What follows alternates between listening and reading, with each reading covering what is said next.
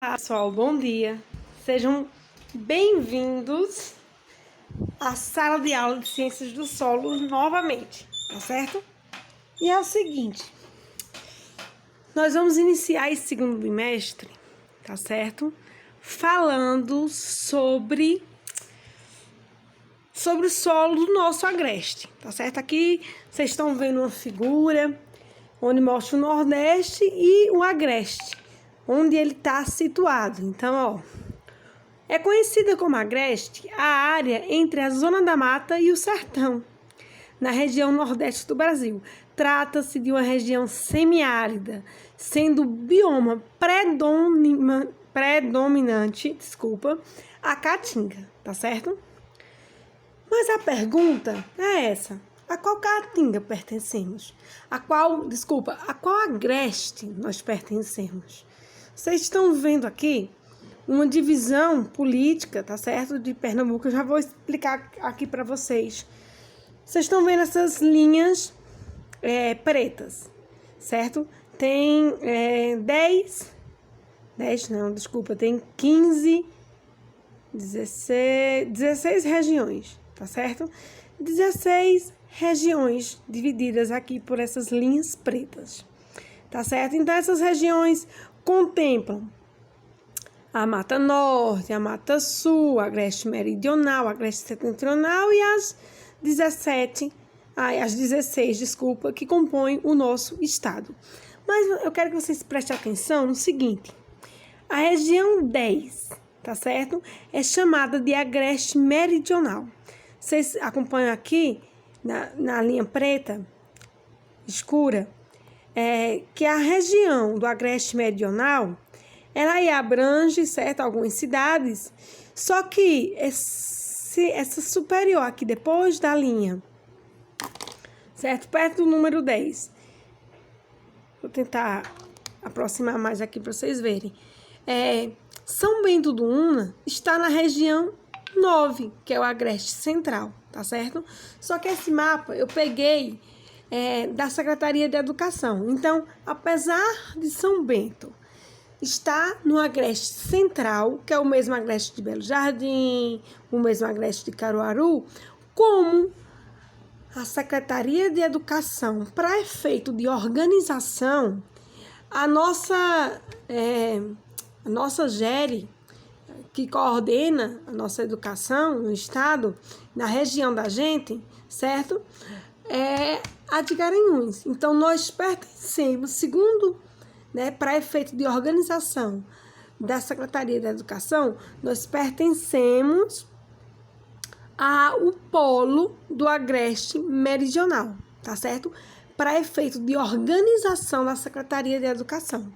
Mas, para efeito de organização política mesmo, e geograficamente, nosso estado é dividido nessas 16 áreas e nós pertencemos ao Agreste Central, ok? Sabendo disso e tendo isso em mente,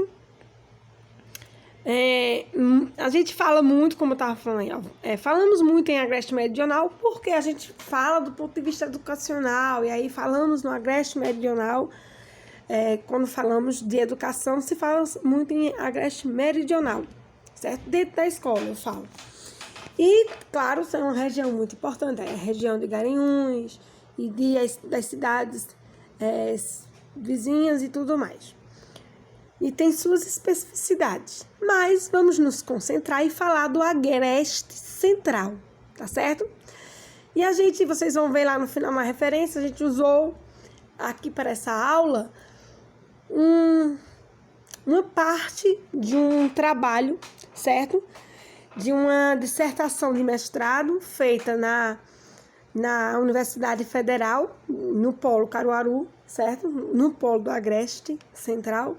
Então, um dos capítulos é intitulado Uso e Cobertura da Terra, Aspectos de Fertilidade do Solo de duas pequenas bacias hidrográficas de São Bento do Una.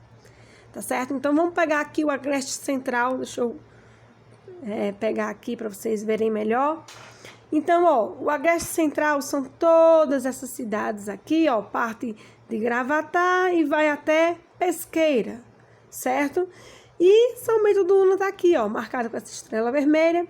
São Bento do Una tá aqui.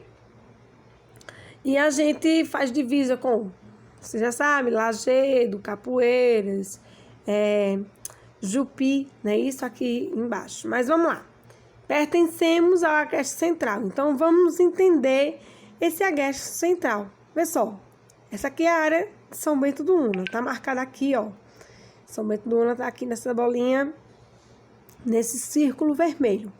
E a gente percebe o seguinte, pessoal.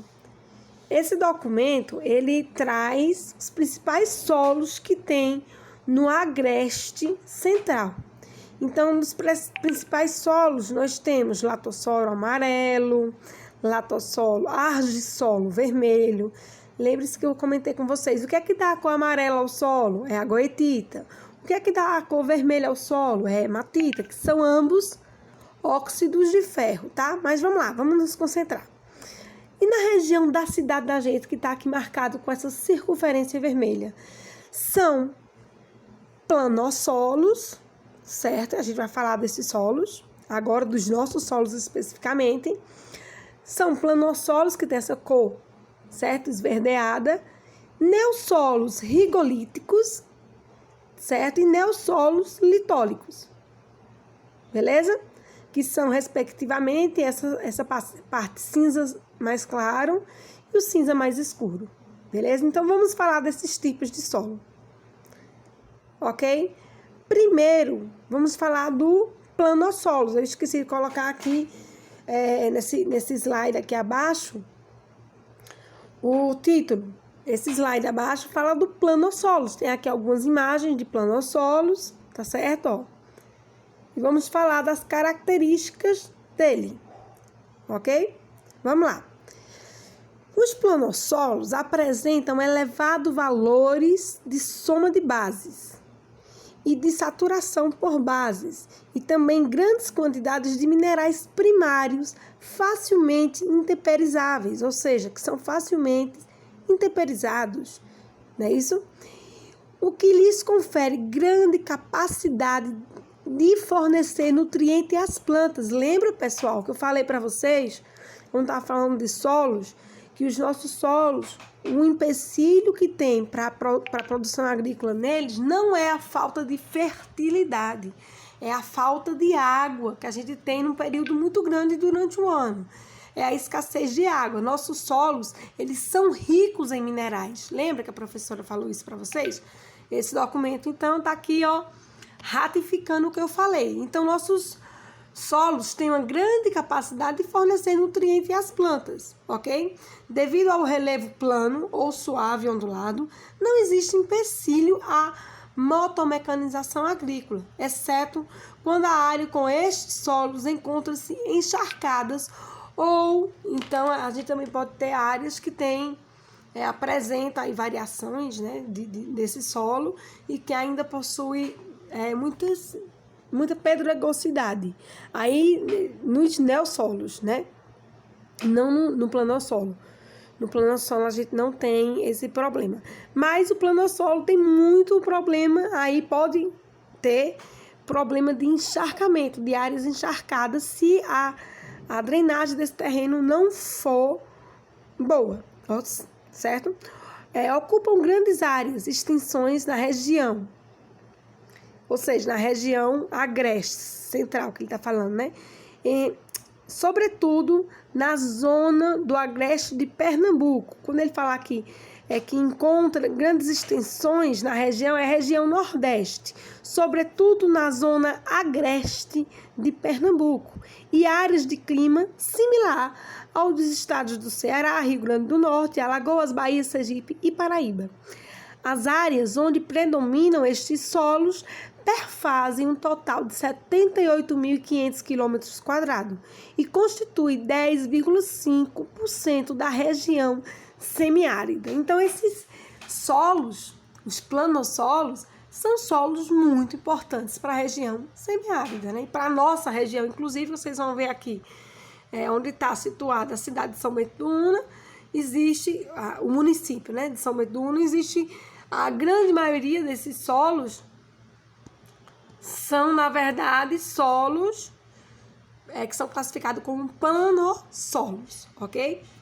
Mas vamos lá, seguindo. Professora, mas o solo litolítico, que é esse mais escurozinho aqui, ó, escurinho, ele também é importante. Então, vamos entender. Também tem muito neossolo litólico. Neossolo litólico, desculpa, gente. Compreendem solos rasos, onde geralmente as somas dos horizontes sobre a rocha não ultrapassam 50 centímetros, ou seja, meio metro. Gente, são solos muito rasos mesmo. Estando associados normalmente a relevos mais declivosos, tá certo? Então, aí quem mora aí na Una dos Cordeiros, eu conheço, né? Tem muitas áreas que a gente encontra esse solo, né, o solo litólico, porque são áreas de um declive bem acentuado e vocês vão ver, se for cavar um buraco, ver que não ultrapassa 50 centímetros, tá certo? Ó, as limitações ao uso estão relacionadas à pouca profundidade, presença de rochas e aos declives acentuados, associados às áreas de ocorrência destes solos.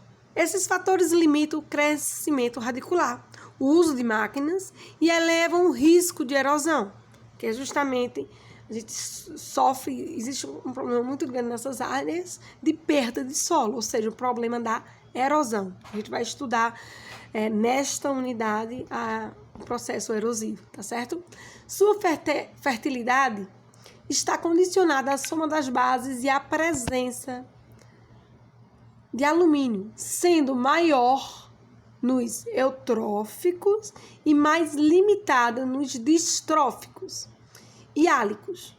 Os teores de fósforo são baixos em condições naturais, ou seja, nessas áreas a gente já sabe que se deve entrar com adubação, certo? Seja ela de forma orgânica ou não, aí considerando a agricultura convencional, certo? Mas deve-se entrar com adubação e tem que se lembrar que nós temos que fornecer fontes de fósforo, tá bom? Ah, professora, mas a gente está em agroecologia, não vai fazer uma adubação industrial. Qual é o material orgânico que tem muito fósforo? Muito fácil, pessoal. Cinza, certo? Cinza vegetal, material vegetal queimado, forma cinza. Essas cinzas são são ricas fontes de fósforo. Ah, professora, mas a gente pode colocar cinza no solo? Pode sim, agora tem que ser feito da melhor forma. Ou seja, vai colocar cinza para fornecer fósforo? Sim, vou. Você vai pegar essa cinza, vai ver uma proporção legal que fique misturada, certo? Pode misturar com estrum, essa cinza, quando for adubar, porque você não pode botar diretamente a cinza, certo? No solo. Por quê? Porque essa cinza ela vai entupir os poros do solo. Com isso, vai diminuir a infiltração de água, vai diminuir o teor de ar, certo? Nos poros desse solo, isso tudo vai degradar o solo. Mas então, o que é que pode ser feito? Pode misturar com adubo nas proporções adequadas. Como é que eu sei essas proporções? Pesquisa, vê vê trabalhos e algumas indicações de quem já fez e aí coloca sem grandes dificuldades, ok? Eu explicando aqui só esses termos para vocês. O que é um solo eutrófico? Um solo eutrófico é que tem, certo, a concentração de bases, a percentagem de bases maior que 50%, certo? São solos eutróficos, são solos bem férteis, tá? Solos distróficos têm essa concentração de bases inferior a 50%. E os solos álicos são solos que praticamente é nula essa concentração de bases, tem muito teor de alumínio, tá certo? Então, são esses solos distróficos, que têm baixa concentração de bases, são solos mais difíceis de se trabalhar, tem que ter um cuidado de se fazer adubação, se fazer correção do solo, ok? E ainda mais os álicos, que tem muito alumínio, e o alumínio é tóxico para a planta.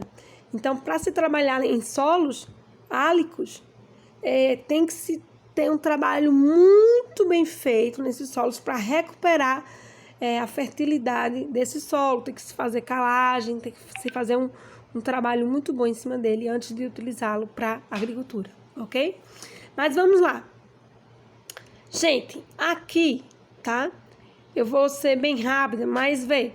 Esses solos, os solos neossolo litólico, isso aí é uma classificação, tá? Só que essa classificação, ela também existe vários tipos de solo dentro dessa classificação. Então, vários níveis.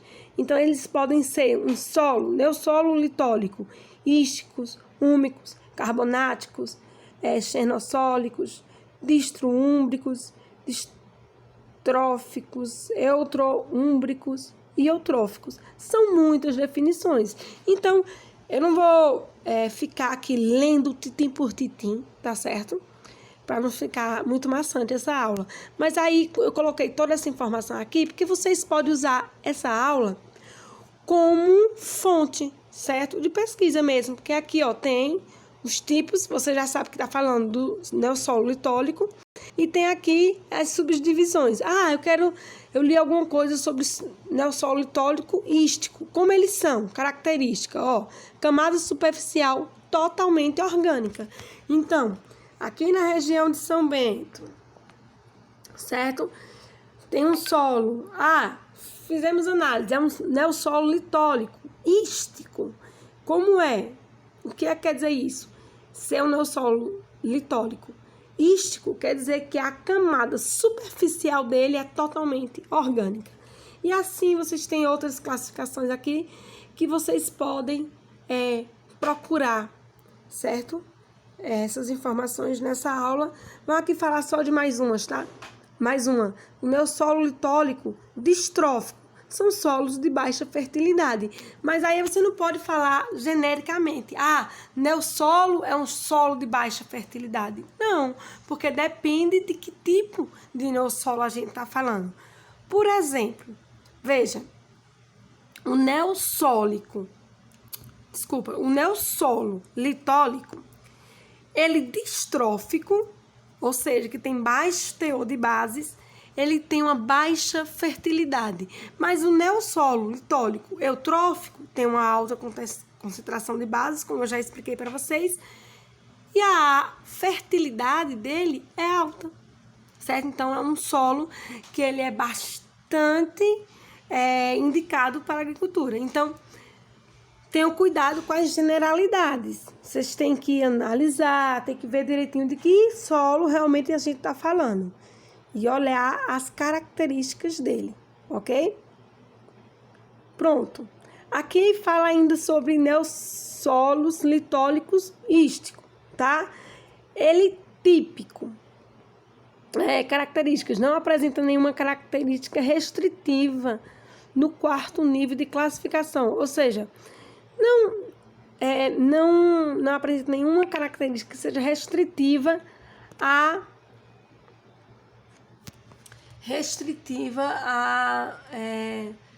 à mecanização, não, desculpa, a agricultura, tá certo? Nessas regiões. Já o neossolo litóricos úmicos, eles podem ser espódicos ou típicos. Se ele for típico, não apresenta nenhuma característica restritiva no quarto nível, mas se eles forem espódicos,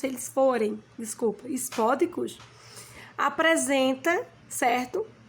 A presença de horizonte espórico, que dificulta a penetração das raízes e de água, que é um horizonte que ele é mais endurecido, certo? Então, dificulta o desenvolvimento vegetal.